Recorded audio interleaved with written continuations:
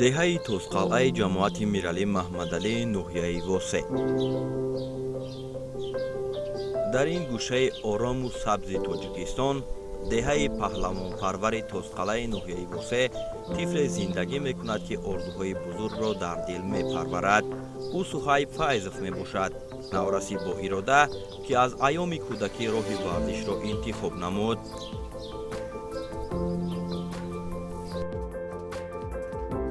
Файзов Суҳайб, дар давоми 4 сол шуд ман машқ мекунам. Ман 4 сол гӯштини миллӣ машқ мекунам. Ман шогирди Обидов Саймумин ҳастам. Маро падарам завқи гӯштин мондан дошт ва маро дар толори варзишӣ монд, то ки ман чемпиони ҷаҳон шавам. Ман машқҳоро зиёд мекунам ва берун аз Тоҷикистон ба гӯштинҳо машғул шавам ва мехоҳам ҷойҳои намоён гирам. ҳар пагоҳи сараввал Суҳайб бо бародараш ба машқҳои пагоҳирӯзӣ машғул мешаванд ва наздик ба 1 соат дар ҳавои беғубори Тоҷикистони Бештосо тамрин мекунанд. аз рӯи гуфтаи онҳо ва тавсияҳои мураббияшон, ин машқҳо бадани онҳоро тобовар мекунад ва онҳо ин машқҳоро пайваста иҷро мекунанд.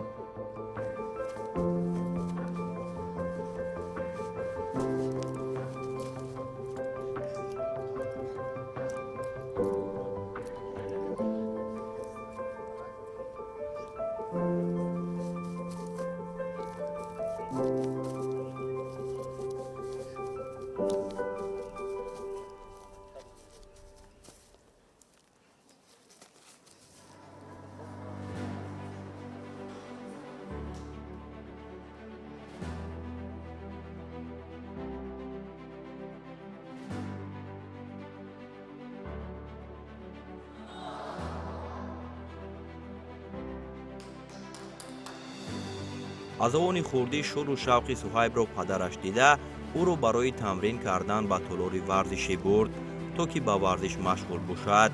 ҳар қадам ва ҳар лаҳзаи ӯ пур аз меҳру муҳаббат ба гӯштин аст. меҳнату пайкори Суҳайб на танҳо ҳамсолон, балки додараш Мусаввиро низ илҳом бахшид. ҳоло ҳарду бародар дар як толор машқ мекунанд ва ба гуфтаи онҳо якдигарро рӯҳбаланд месозанд.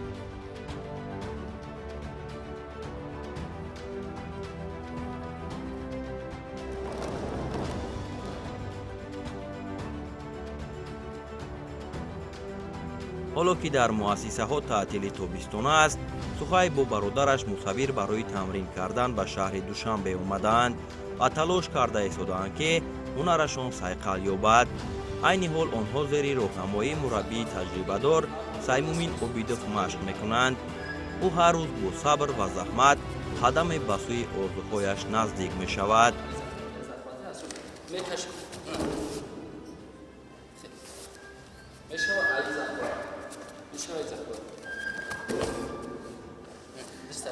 раз поча айс мегзарад, поча айс мегзарад, меобанда мегирем, амхе мегзарем. айни замон ки таътили тобистона аст, дар мактабои миёна таҳсил нест, мо машқҳои худро дар ду бас мондаем. машқҳои мо саҳар як бас дар саҳар аст ва баси дигар дар бегоҳӣ аст.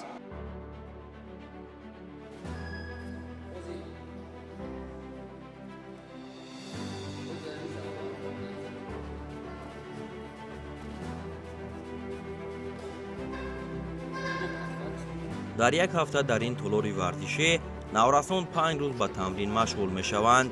мураббӣ ба онҳо нозукиҳои ин риштаи варзишро меомӯзонад ва барои рушд кардани онҳо ҳамеша дар талош аст. дар баробари ин кӯдакону наврасон ҳам кӯшиш мекунанд, ки хуб тамрин намуда дар оянда ба дастовардҳои назаррас ноил гарданд.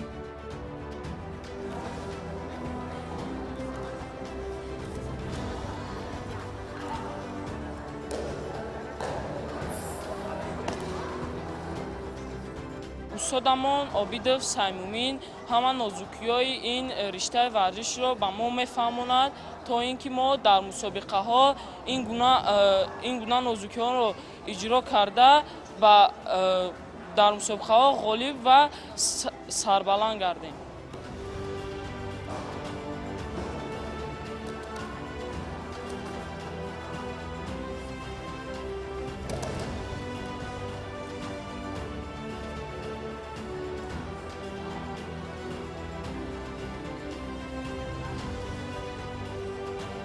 کلی دو سال می شود در کلوب Обидов مشق تمرین میکنم و در مسابقه جای نمایان شدم. همراه ما برادران صهیب و مصور خیلی خوب تمرین خوب اجرا میکنند و می خواهیم پرچمبردار تاجیکستان شویم.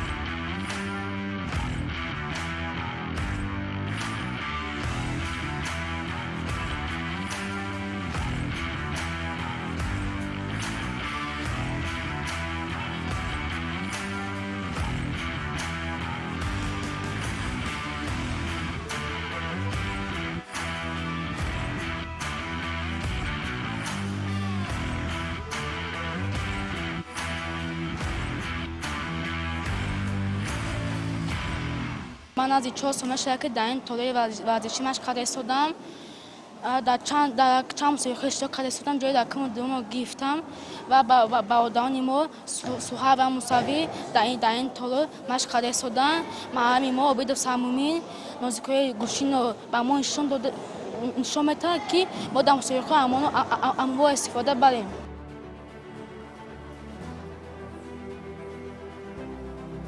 машқҳои ин кӯдакон бисёр ҷолиб ва зебо сурат мегирад. онҳо аввалин дараҷа пай гарм кардани бадан кӯшиш мекунанд ва сипас пай аз худ кардани усулҳо мешаванд. ҳамаи онҳо дар пеши худ мақсад гузоштанд ки дар роҳи интихоб кардаашон муваффақ гарданд. суҳайб ҳам бо азму иродаи қавӣ миёни ин гурӯҳи наврасон дар талоши муваффақ шудан аст.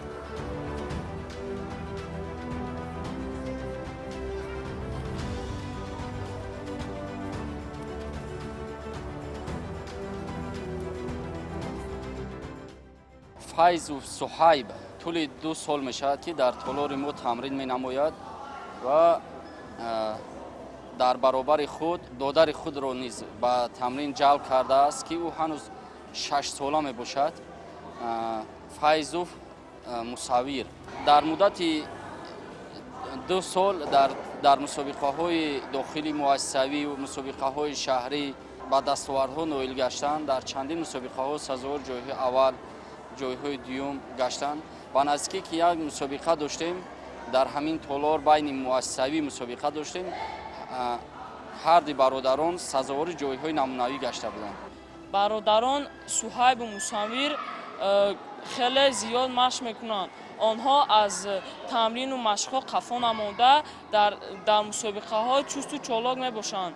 мо дар тамринҳои дастаҷамона будем ва онҳо хеле бисёр машқ мекунанд то ин ки номбардори давлату миллат шаванд.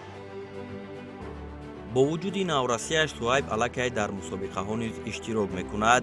ӯ борҳо дар мусобиқаҳои ноҳиявӣ ва шаҳрӣ пирӯз омада сазовари ҷойҳои ифтихорӣ гаштааст.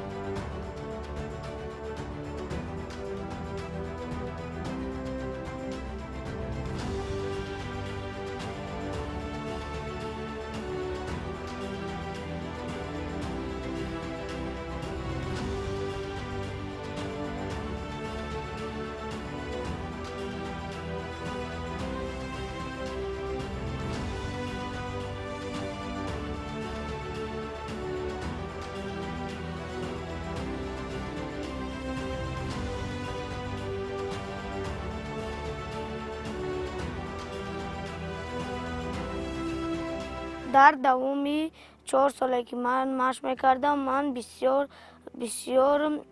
гӯштинҳои дар ҷумҳурии Тоҷикистон гӯштин гирифтам ва чанд ҷойҳои намоён гирифтам. Ман дар оянда мехоҳам мисли Беҳрӯз Хоҷазода чемпиони ҷаҳон шавам. барои муваффақ шудани Суҳайб падараш ӯро бисёр дастгирӣ мекунад ва умеди калон дорад ки рӯзе мерасаду фарзандонашро ҳамчун паҳлавони шинохта дар арсаи байналмилалӣ мебинад. волидон аввалин устодони зиндагии мо ҳастанд. пуштибонии онҳо ба фарзанд нерӯи беандоза мебахшад.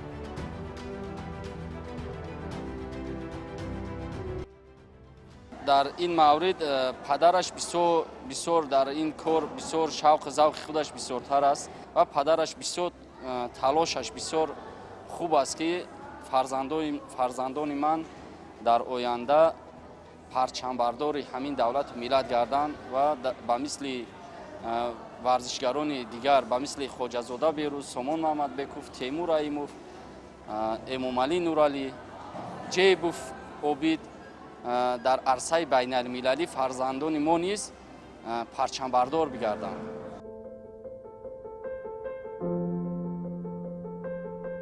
кӯдакон ва наврасони имрӯз паҳлавонони фардо ҳастанд. ҳар як машқ, ҳар як нерӯсанҷӣ онҳоро ба ҳадаф наздик мекунад ва ҳамин иродаи онҳо нишон медиҳад ки роҳи паҳлавонӣ аз хурдӣ оғоз мешавад. аз аввалин қадамҳо дар толори варзишӣ, аз дастгирии мураббиёне ки ҳар рӯзе барои парвариши насли нав меҳнат мекунанд. имрӯз варзиш ба бахше аз ҳаёти ҳаррӯзаи кӯдакон ва наврасон табдил ёфтааст. дар толорҳои варзишӣ мо садҳо чеҳраи умедбахшро мебинем ки бо орзуҳои бузург ва иродаи қавӣ машқ мекунанд.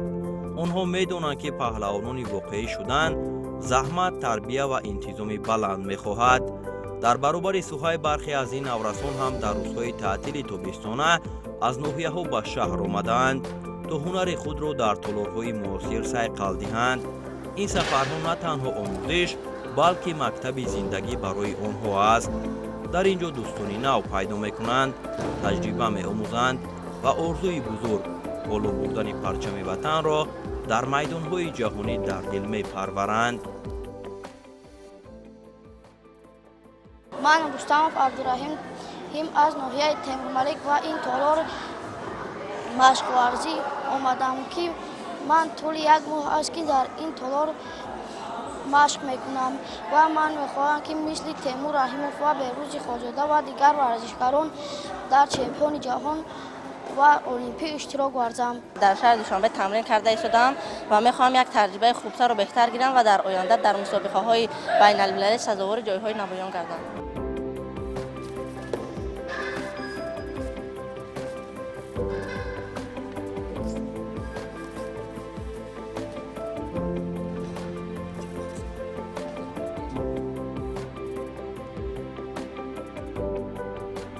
гӯштин на танҳо қувва, балки сабр, ирода ва масъулият мехоҳад.